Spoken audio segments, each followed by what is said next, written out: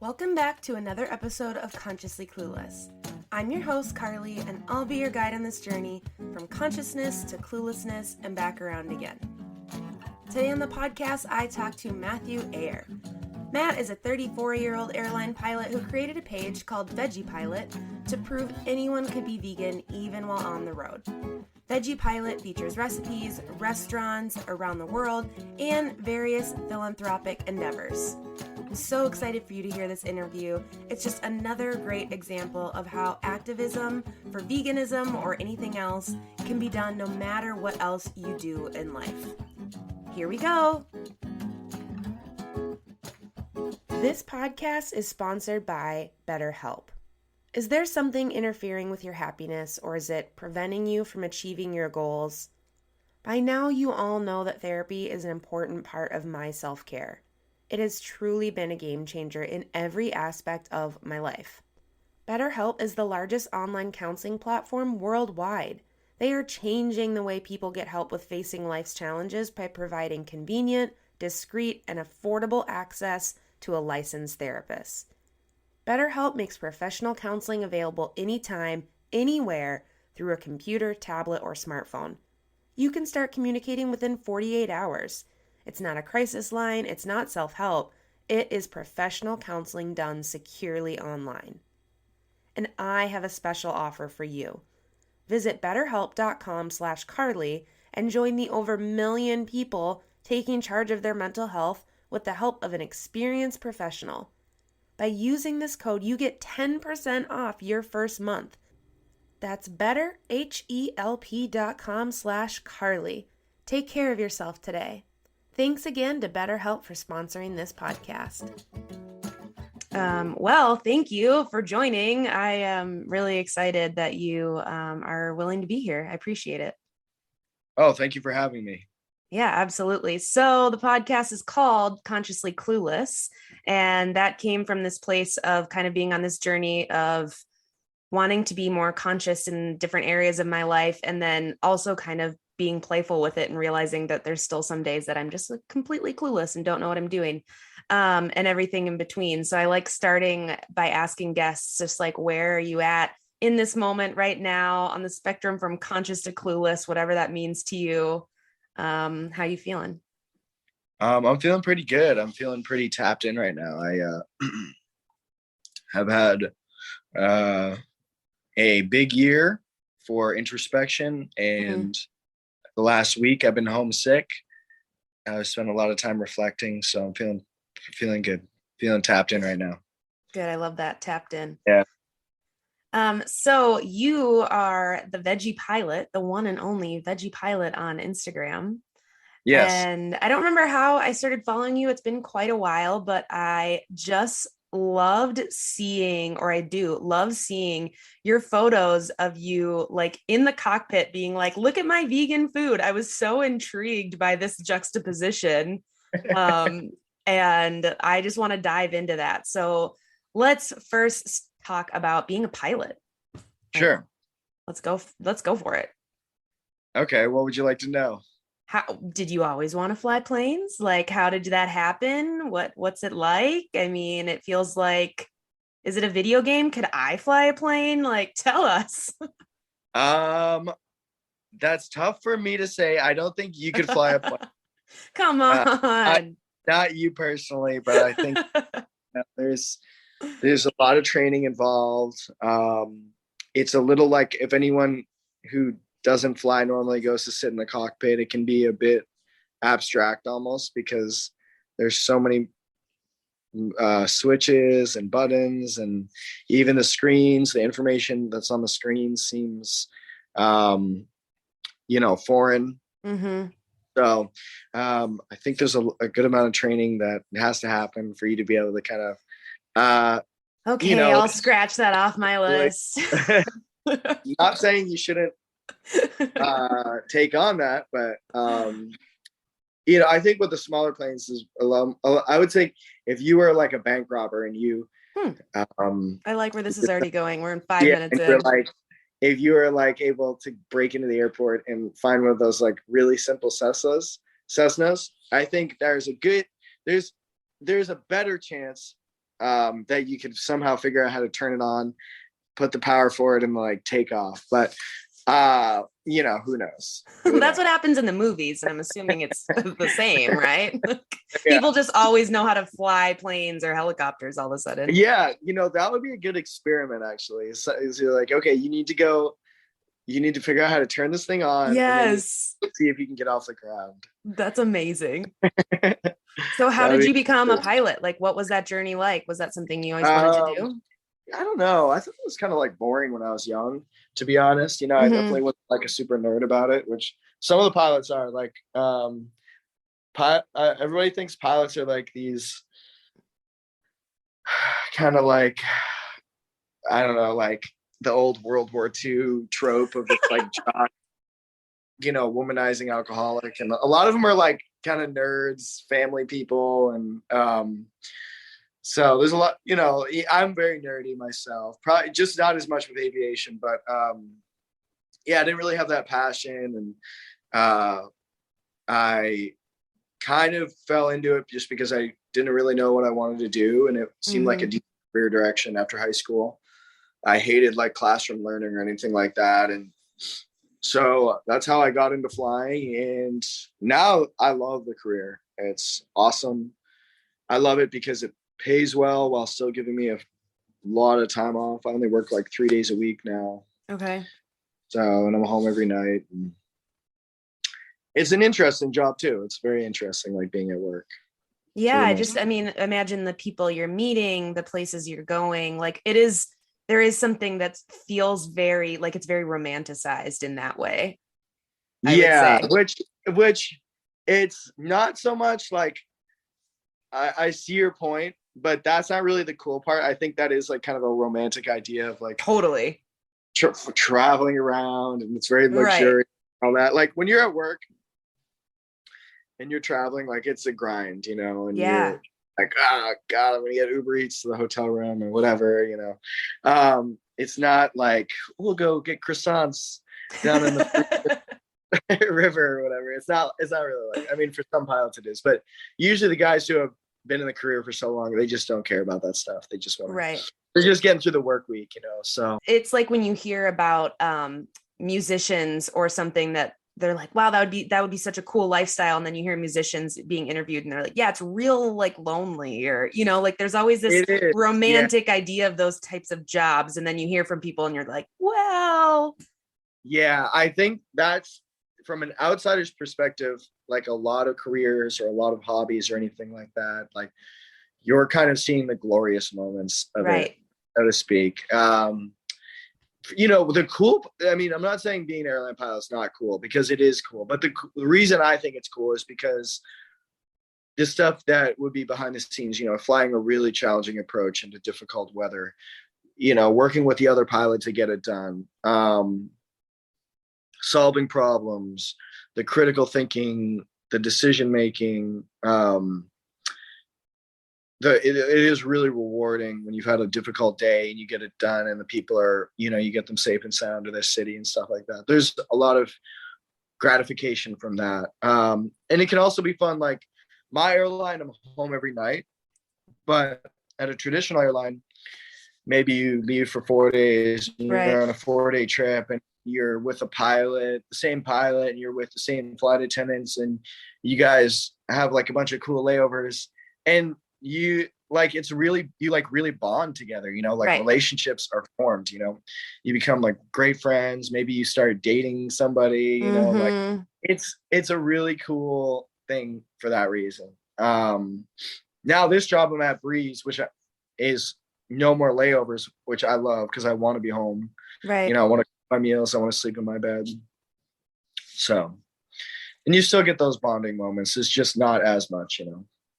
And I imagine with hard not to talk about it right now, but I imagine with COVID, it's a lot of people have been like reconsidering their careers and their life choices just in general, being like, Yeah.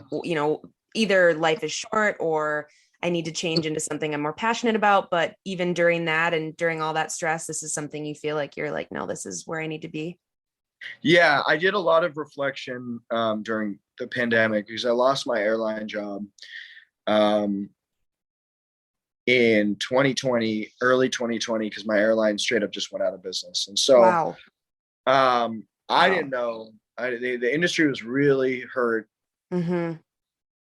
I didn't really know what was going to happen. And there was one point where I was talking to PETA about coming on as one of the, like, doing some job either with social media, or I was like interviewing for like one of their campaign leader positions or something Oh, like cool. that. Yeah, it would have been cool, but it was just like a big undertaking to start a whole new career. Yeah. And I was really angry at the industry. I was really bitter towards, I don't know, like existentially just angry because, I'd sacrificed so much for the career and moved all Right. around and hadn't had like much stability in life because I've spent so much time like working towards this goal, and then for it all to kind of seemingly evaporate was really hard. It was really heartbreaking. So during that time, I really thought about what I wanted. I spent a lot of time like really deeply thinking about what I wanted, and I kind of came to the conclusion that I liked flying and I liked the job. I just didn't like being gone for days at a time. I didn't like that aspect of it. Right. And I didn't like having to live in these big cities because that's traditionally where the airlines are based, because it's really expensive. It's hard to save money. And kind of lonely living in big cities. It's harder to meet Yeah. people sometimes. So my head, I thought about it. I said, I want an airline that I'll be home every night, or at least stay local, and I'll be able to live in like a cool, smaller city. And Breeze manifested itself, and it's been exactly what I was looking for, exactly to the T what I was looking for. That's amazing. I mean, it sounds like you manifested Breeze. I feel like that. It was, I think if we're living in a simulation, then, and everybody else is just a computer algorithm program, and I'm the only real human, then that makes sense. I manifested this airline. But I just think I think from a spiritual sense, oftentimes our lives are already pre-aligned to what we're going to want at that time. I think we are always put on some sort of trajectory, and I think that those trajectories cause us to feel certain ways and want it certain ways, and life had just emotionally set me up to be in a position where I really wanted like stability, Right. and that this airline had to offer. Well, that's awesome. Either way, manifested or simulation or blue pill, red pill, whatever's happening in the world. I'm glad that you found. Carly, do you think we live in a simulation? I don't know if I do. I have Do some you other believe? theories about the world. Are you spiritual? Do you believe in God? I do not. Okay. So what is your idea of existence? So when I was in my yoga teacher training, I have always had this chip on my shoulder about God. I never connected, I never related, I didn't like it. And we were in this training, and in one of the books we were going through was talking about some philosophy and stuff, and they used the word God, and we talked about it as a group because our instructor was like, I know some of you probably have your hackles up. That often happens. And she was like, but in this philosophy, we're thinking of God as you, God as me, God as everybody. And that is when it like finally, like that word I didn't hate that word anymore. Where I was Yeah. like, That oh, makes, we're just like all the thing. We're all this connected thing. And that was the first time anything like that made sense to me. yeah. So have you had this idea about your life where you felt like, do you view things as kind of random happenings, or do you feel like you've been led on a certain path, or do you feel like you've been making important decisions regarding your life that's going to lead you different directions? How do you kind of view I everything? think that we have more power in creating our reality than we give ourselves credit for, and that more than like more than like our systems would want us to believe, right? Like our like big systems of capitalism or the patriarchy or whatever. are not wanting us to think that we have any control on a small or big level. And I think that we have a lot of control in creating that that path forward. So I don't think it's necessarily all laid out. I think there's infinite realities, and I'm getting to pick and choose how I navigate this one. Wow. And here we are together. And here we are. On one of the infinite realities. One infinite reality brought us here. I love that you just put me on the spot. That doesn't happen much in the podcast. What if there was another reality where I lived in northern Minnesota and you lived in Norfolk, Virginia? I'm sure there is. And you're interviewing me and I'm for your podcast. Yeah, you're a pilot. That seems cool. Yeah, that does seem cool. I don't know. It's a little cold up there though. So. Yeah, I don't know if you'd make it. No, I don't like that reality. You can choose another one. That's the best part. So, given the side turn we just went into in philosophy and infinite realities and do we believe in God, that makes me curious about just kind of the way you operate in the world. Like just the fact that you're asking me those questions makes me think that you've done some pretty deep self-reflection, which you've mentioned at the pandemic, like at the onset of the pandemic and all of that. Is that spirituality or that type of thinking something that's always been there for you, or is that something that came later? Or I think it's tough to tell. I think I'm 34 now. I think there is a pretty common emotional, I don't know, framework for most people. And I think probably around your early 30s, I think a lot of people, there's a lot of like pondering of existence, and it doesn't necessarily have to be something of like a higher power or anything like that. I do think it has to do with kind of like, what is the point? You know, like, what am I doing here? And I think the reason for that is because up until your 30s, you really haven't had a chance.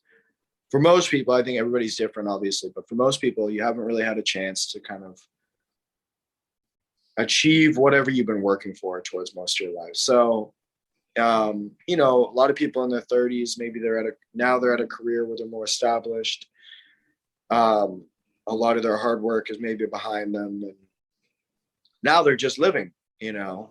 And the problem with just living that I think a lot of people run into is a lot of these conceptual ideas, whether it be like having a certain amount of money in the bank or traveling to certain places or, you know, being in a relationship or whatever. I think you experience these things, and then all of a sudden you realize, well, yeah, these are good, but I don't necessarily, it's not like, they're not good enough for me to like maybe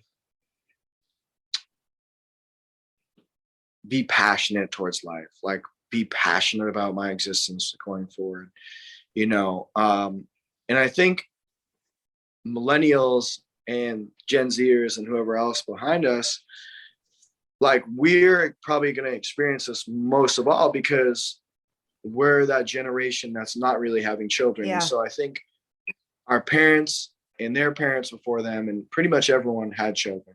So when you hit your 30s, you had kids. So right when you're hitting that feeling of like existential crisis, well, now you have a huge reason to go to work because you have a child. You love that child, want that child to succeed. And it's like, you realize the other thing you realize is you're like, I'm not that important.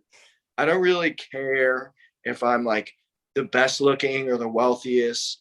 You know, some people don't. Some people really care about that stuff. But a lot of people, you kind of just realize like, you know, I don't really care about that. So then when you have a child with that, you're like, well, I want that child to have the best things, or I want that child to be super happy or safe or whatever. And so now you're able to kind of like ignore those feelings that you would have had otherwise, and you're given a reason to go to work. You're given a reason to wake up every day, go to your 9 to 5, or stay healthy or cook healthy meals or whatever, like not, you're given a reason not to just like implode into some like nihilistic, uh, meaningless existence. You know what I mean? Yeah. And so for me, since I don't have children, I kind of went through a lot, like this deep thinking period, especially post pandemic. It was really hard losing my job and having to uproot my life. Um, and that just wasn't like, I've already had a crazy life before that. During the housing market crash, my family had become homeless, and I'd moved out to Dubai for a year and a half. And then I went and worked in Afghanistan for 6 months, and then came back and had to like restart my whole life. And so I'd already been, it's not like this was like some crazy thing that happened. Like I'd already been through crazy things. But, when you're younger, I think you're able to kind of like, just what I'm talking about, you kind of just force through it looking for those end goals. And then this time when the pandemic happened and all this stuff, I think a lot of people, we were talking about before the interview started, is people are like reflecting, like, why am I at this job? Why am I doing these things? What do I need this money for if I'm not really happy? And so I spent a lot of time thinking about that. And I would not say I have a singular answer. I think, a big thing with me is I started meditating every morning. And that's been really the X factor in me feeling really good and really happy just doing my day to day. It kind of helps me come to terms with the redundancy of life a little bit without feeling like there needs to be some massive purpose. Instead it kind of gives me contentment. It brings me happiness.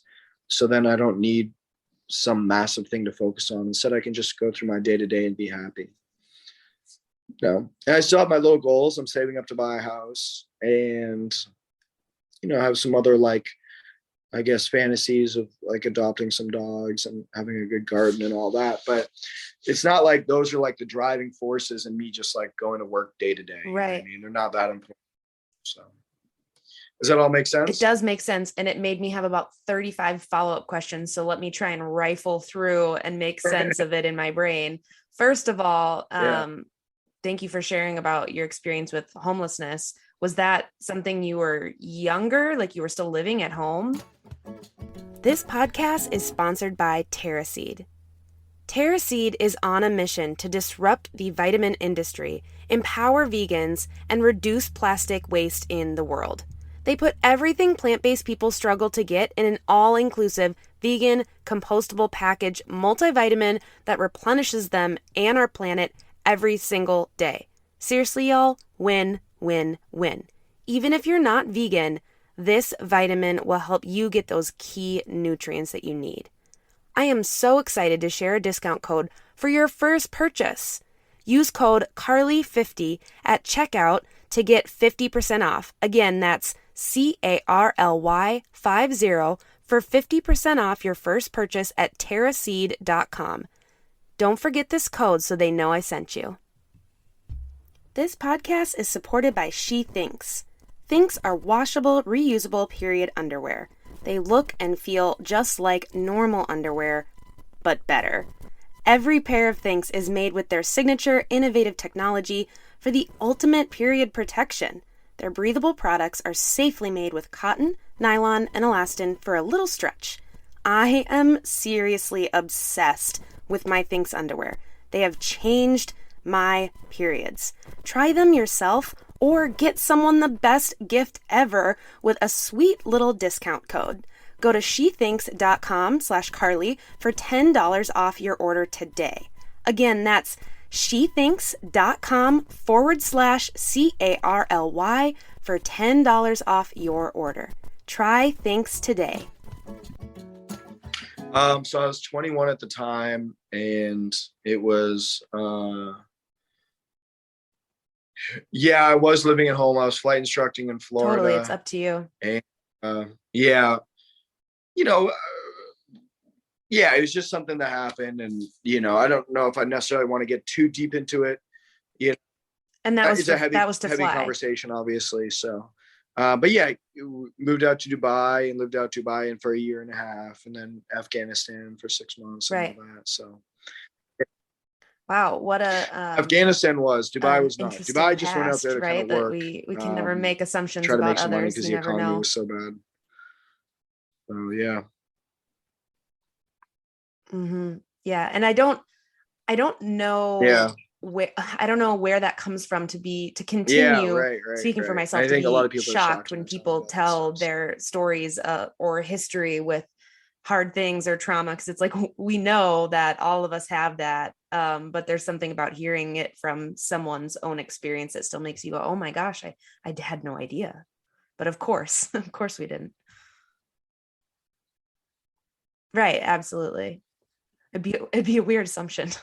I think it also, until you get to know people, I think a lot of people have gone through some heavy stuff.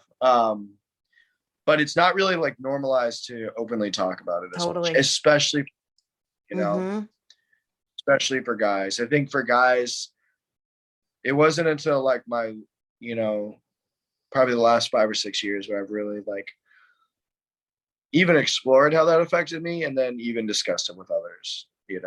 Um, just because I would always brush it off. It's just something that happened. Yeah, that's tied to something else I want to talk about, which is your journey with veganism and how that came to be. And then I want to circle back. I'm saying this out loud to remind me basically about Sure. Yeah. masculinity and veganism, because I think that's really interesting too. So can Yeah. how did you become vegan? What's the story?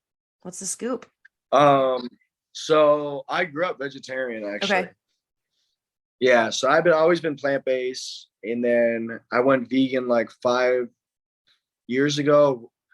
Um, after I had seen a this video of this cow at a dairy farm that was like frothing at the mouth, and I had been vegetarian, obviously, or I'd been vegetarian for not to hurt animals, but I wasn't well educated, I guess, on the dairy system, Right. and so I watched this video, and it was really like impactful.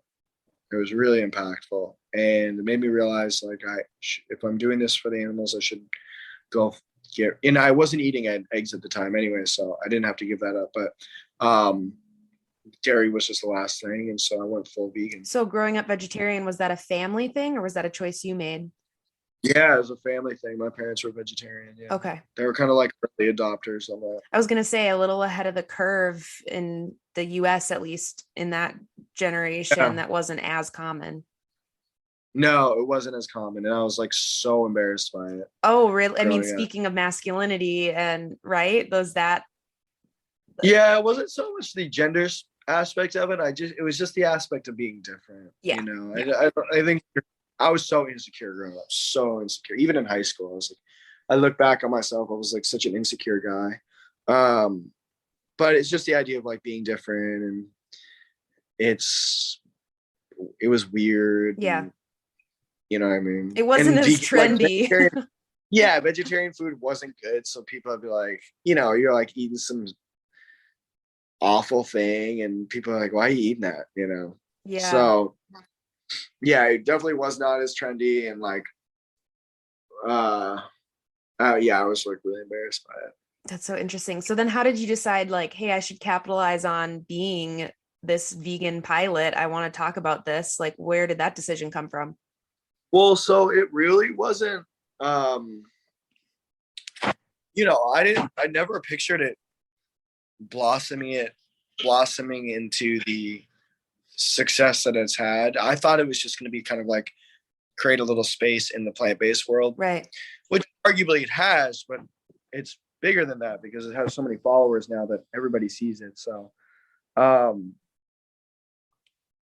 yeah, I knew there were other plant-based and vegetarian pilots out there and vegan ones, but I had done some research and nothing had popped up on Google, and I just figured like there should be something online so that if someone's vegan and they want to be a pilot, or a pilot wants to go plant-based, there should be someone saying like, yeah, you're not alone, and it's possible. And here are some tips. So I really created a basic website on Squarespace.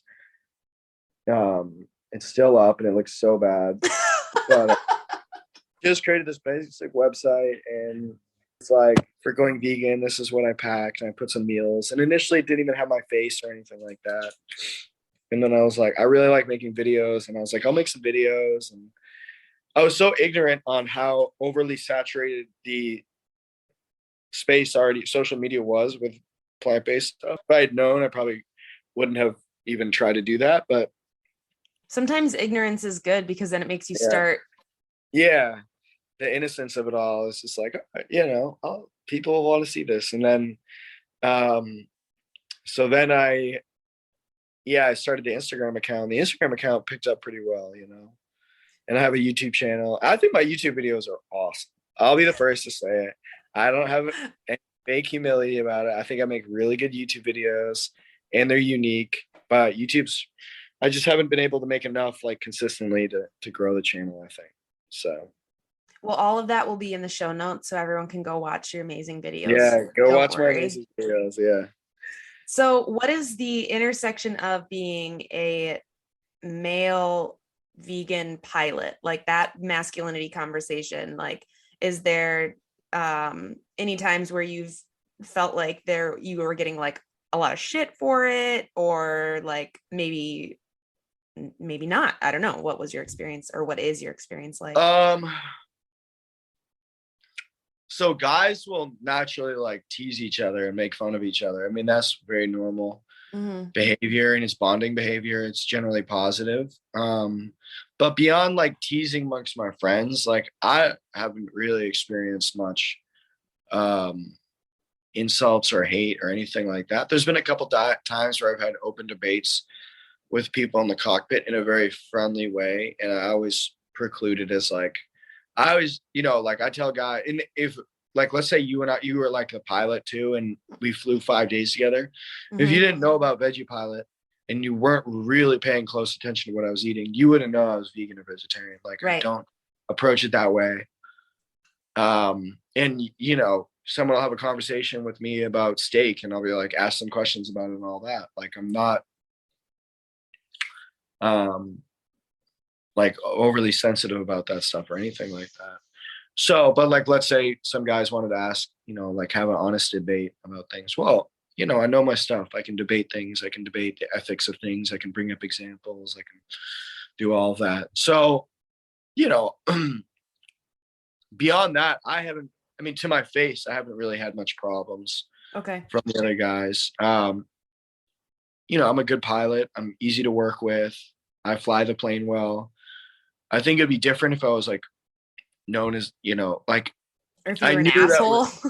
well, if I was an asshole or if I was a weaker pilot, like guys had to worry about flying with me because they were worried I was going to do something wrong. Then, be like, oh, the Veggie pilot, like, got to fly with that guy. Got Then it. Yeah. that reputation would definitely like amplify those negative qualities.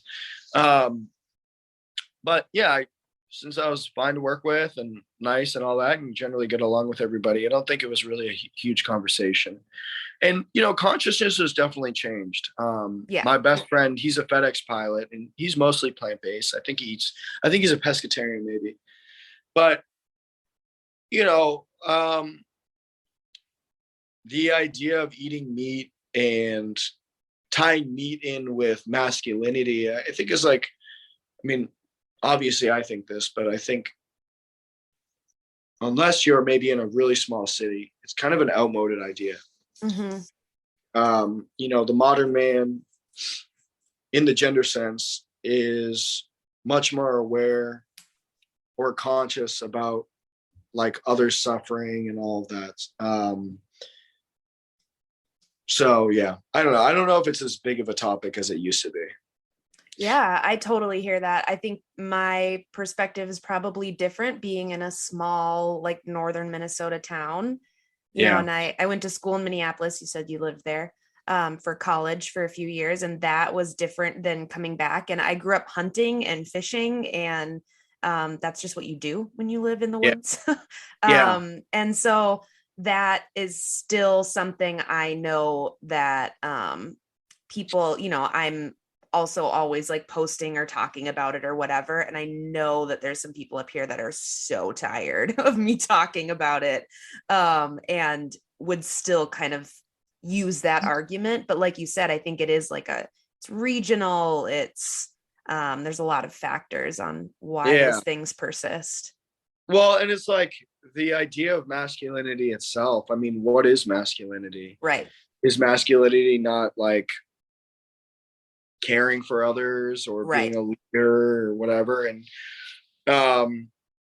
so masculinity is not like the things we eat, you know? I mean, that's a Yeah. ridiculous argument. And I also think probably in your area is different too, because people hunt and fish, and those are activities that are tied in with meat eating. Whereas like you go to other places, like people aren't hunting their burgers or anything like Right. that. So there's less identity tied in with the food itself. Yeah, absolutely. Absolutely. And like you said, I was thinking about this too, like with bonding and making relationships, like you said, between men. But for me, I was with my dad at deer camp with a bunch of dudes. And like him, and that was such a bonding thing for him and I. So I think that's a part of it too. People are like, but what would we do together? Yeah. Which is interesting. Yeah. Yeah. If a lot of the hobbies are tied in together, and like I don't drink. I don't really drink. Like, I'll drink very occasionally. I don't drink either. So it's like people will go sit in their ice houses and drink beer. It's like I don't do either of those things. So what does that mean? We're not going to be friends, you know? Right. There's just no friendship that's happening there, just because those are the main bonding activities in that region, in that area. Yeah, it's tough. It's So tough. yeah. I don't know. You look like you had I don't something to know. say. Oh, something else to say. Well, I just don't know if it's like those things are so ingrained and so natural for a lot of these communities that, Right. you know, if you're vegan there, it's almost better to just kind of do your own thing than try to like ostracize yourself by like forcing change or anything like that, you know? Totally. And I have talked about this on the podcast ad nauseum. Guests are guests and listeners are probably rolling their eyes. But I definitely went through the quote unquote angry vegan stage. Like when I first became vegan a few years ago, it was like, holy shit, I've been lied to my whole life. The food industry is garbage. I can't believe all this is happening and I didn't know. And I was just livid. And then I wanted everyone else around me to listen because I had found the truth and the knowledge, and why wasn't anyone listening, and why wasn't everybody following along? And that didn't work well for me. Yeah. That didn't go over well. Yeah. But it's hard. It's hard to It's hard to compartmentalize. yes. Yeah. Yes, because the anger is valid because it's fucked up. Yeah. But being mad at my friends and family wasn't super helpful, turns out. No, it's not helpful. It's not beneficial either, to even to yourself. Like, even if you didn't care about how they felt, like, you know, we need relationships in our life, and those are very important relationships. And if someone's not going to change, you can't like leverage the relationship to get someone to change just to meet your values, you know? Like, you can either meet them at where they're at, or you cannot have the relationship. Like, to do anything other than that would be almost like to create like an unhealthy dynamic. Yeah, that sentence right there, bold, underline, circle. Yeah, absolutely. Yeah. That's a huge, huge thing. I think that one of the things I always imagined when you are sharing pictures, like I said, in the cockpit, and you're like, hey, look at this vegan food. This is what I brought for lunch today.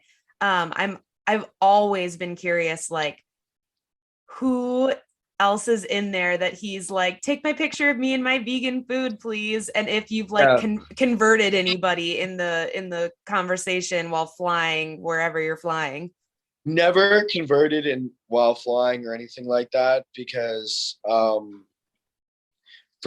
like, you just can't go. I would never go into it with this motive that I'm gonna like change someone. Totally. Because I think that's like a horrible motive to have in any regards. Like, it's disingenuous and all of that. And like, I think all you can do is be nice and treat them with respect, and then be honest about whatever opinions you have. And, you know, I try to like be a bit of a marketer when I do it. I'm not like, I don't do it in a way that sounds abrasive or anything like that. I do it in a friendly way that might persuade them in some semblance. But I think a lot of new vegans kind of go through this phase where just what happened with you, you're like, now all of a sudden you see the food system for what it is and how horrible it is, and the factory farming and all of this. And it struck a chord with you. And so you assume that same chord will be struck with everyone. Yes. You optimistically start trying to share all these things with these people. And then you don't get the results you want. And then all of a sudden that optimism turns to like resentment and just Sure anger. does. So, Sure does. but yeah, it's not for everybody. I think, and really like it comes down to like hate the sin, love the sinner, to quote from I think from the Bible, which is like there's a system in place that just markets this cruelty as a Right. edible item, and people just don't have the emotional energy or the capacity in whatever aspect of their life or whatever they're doing, or the desire to make like big changes outside, like as you're removing yourself from that system and like leaving a system that you're so accustomed to Right. is difficult. Yeah, absolutely. I think that's a huge part of it. I interviewed someone a few months ago, and she said something that I literally think about at least like weekly at this point. And it is, you can't be perfect in an imperfect world. And when her and I were talking, it was in reference to sustainability. And like, you can't create zero waste in a world that just doesn't allow for that. Yeah. So not to be too hard on yourself, because trying to be perfect in a world not set up for that, like you just said, is a real losing game to play. It is. Yeah. You're setting yourself up for failure. Yeah, absolutely. And there's enough things trying to get us to fail at this point. Life is already difficult. Life is already hard for everybody. We all have our own challenges. Life beats you down, so it's important to, if you want to have a relationship with veganism, then you have to set up that relationship on your terms. Yeah. And a lot of people have an unhealthy relationship with veganism, and I think they hit a burnout point where it just takes everything from them, and they're not able to continue because they've destroyed other personal relationships. And it's just like they've completely lost themselves into this movement or idea or whatever you want to call it. Yeah. And not sustainable. So then what's the point? It's much better to be a little more mellow about it and live out the rest of your life still doing it than have a hardcore 2 years or whatever and just burn out. I don't know. I mean, that's with anything. I mean, a lot of people, everyone has their own relationship with veganism. So there's not one way or right to do it another way. That's right. I just think you have to like consciously decide what's important to you and where you're willing to draw the line. Yeah, absolutely. I really like that. I think when you said relationship with veganism, I keep thinking of all these terms now. I'm like flirting with veganism, like I'm getting to second base with veganism. Like I have all these things coming to my mind. I'm like, that'd be a funny post. What would second base with veganism be like? I'm not even sure. You don't go vegan, or you go vegan for like 4 days or something like that. Act like a real fuckboy with veganism or something. Yeah. Well, I don't know. Yeah, I don't know. Yeah, I think that's really good. So speaking of like, do you date non-vegans? Are you dating a non-vegan? I am currently single. I was vegan I went vegan while I was in my last relationship, and he was not vegan. And I went through my angry vegan phase during that relationship, which I know sucked. I 110% take ownership how that was probably real shitty for him, and for us. But moving forward, I would date a non-vegan. I think that one, I'm in a small town, so I don't want to hold my breath. But two, I just don't think, I don't know. I don't think that makes sense to me. ideologically. Like, I don't think I could discredit every other quality about someone because they didn't have that, I guess. Yeah, I agree. Especially with things like friendship and especially like romantic relationships. Yeah. Is like, it's great sharing that veganism, but I mean, chemistry first and foremost is the ruler of all things. There's been so many times where I like meet up with vegan people and I quickly realize I'm like, well, we just don't have much in common. Right. You know, and you know, the veganism is where it begins and where it's ends, where all our compatibility is. So yeah, vegan doesn't mean you automatically like agree or align with every other thing.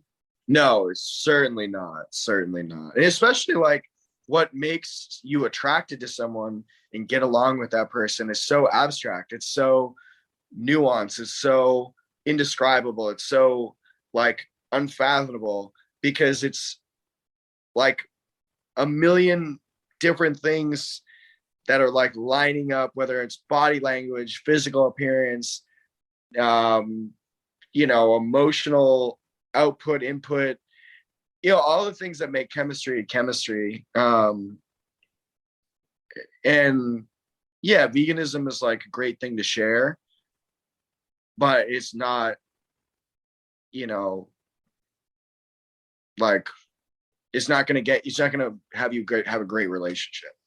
Yeah, totally. I did draw a line. I would continue this. I won't cook non-vegan food for someone. If I'm cooking the meal and I'm putting in the work, it's going to be vegan. And if someone wants to make something else, that's fine. But I actually I don't think I could. Like, I don't think I could cook meat at this point. I don't think I could do it personally. I guess the big thing would be like, once you get past those aspects of relationship, like you have kids or something. I mean, maybe you don't want to have kids, but if you were to have kids, then you got to figure out, do you want to have kids that are like eating meat and all that? I mean, that's hard. That's a big deal.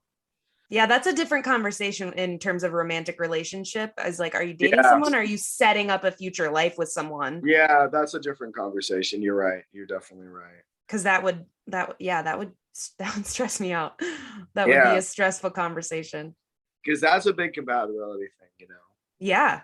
How you raise your kids and all that. So totally. Well, I'm trying to be thoughtful of time, but if you have a few more minutes, I have some Patreon only questions that is just like fun rapid fire questions if you're interested. Yeah, let's do it. But before that, thank you for joining me. And this was amazing. And I hope we get to talk again because this was really fun. Yeah, this was great. I enjoyed this. Thanks for listening to another episode of Consciously Clueless. If you enjoyed this episode, hit subscribe wherever you're listening. If that's somewhere like Apple Podcasts, leave a review and you could be read on air as the review of the week.